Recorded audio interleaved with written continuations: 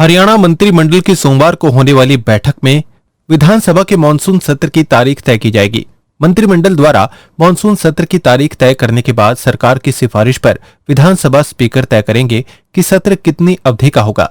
क्योंकि अक्टूबर में विधानसभा चुनाव होने हैं, ऐसे में मानसून सत्र ज्यादा लंबा चलाने की सरकार की योजना नहीं है। किसी तरह का विवाद खड़ा करने में नहीं सरकार।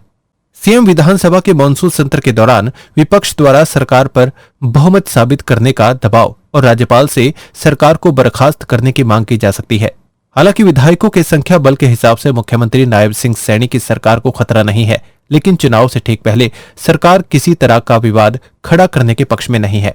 कर्मचारियों की पॉलिसी पर होगी चर्चा। सीएम नायब सैनी। मुख्यमंत्री नायब सैनी की अध्यक्षता में सोमवार को होने वाली मंत्रिमंडल की बैठक में हरियाणा सरकार के तृतीय व चतुर्थी श्रेणी के कच्चे कर्मचारियों को पक्का करने की पॉलिसी पर चर्चा होगी। हालांकि ये लिखित में मीटिंग का एजेंडा नहीं है, लेकिन राज्य सरकार के अधिकारियों द्वारा तैयार 3 अलग अलग पॉलिसियों को मंत्रियों के ध्यान हेतु बैठक में रखा जाएगा, ताकि सर्वसम्मति से ये सहमति बनाई जा सके कि कच्चे कर्मचारियों के लिए किस तरह की पॉलिसी पर सरकार आगे बढ़े। 3 तरह की नीतियों का ऐलान तैयार। मंत्रियों की सहमति के बाद मुख्यमंत्री द्वारा राज्य के मुख्य सचिव TVSN प्रसाद को फाइनल पॉलिसी के प्रारूप को अंतिम रूप देने के निर्देश दिए जाएंगे। मुख्यमंत्री नायब सैनी के नेतृत्व वाला राज्य मंत्रिमंडल बैठक में यह फैसला लेगा कि 5 साल, 8 साल अथवा 10 साल से अधिक सेवा वाले कच्चे कर्मचारियों को पक्का किया जाए। 3 तरह की नीतियों का मसौदा तैयार है। सर्विस सिक्योरिटी एक्ट बनाने की पहली नीति। पहली नीति गेस्ट टीचर की तर्ज पर सर्विस सिक्योरिटी एक्ट बनाने की है। दूसरी सेवा सुरक्षा अधिनियम की तर्ज पर अध्यादेश लाने की पॉलिसी बनाई गई है। दोनों पॉलिसी समान है, लेकिन इसमें अंतर केवल मानदेय और अस्थायी सेवा अवधि का है। तीसरा मसौदा रेगुलाइजेशन नीति का तैयार करना है।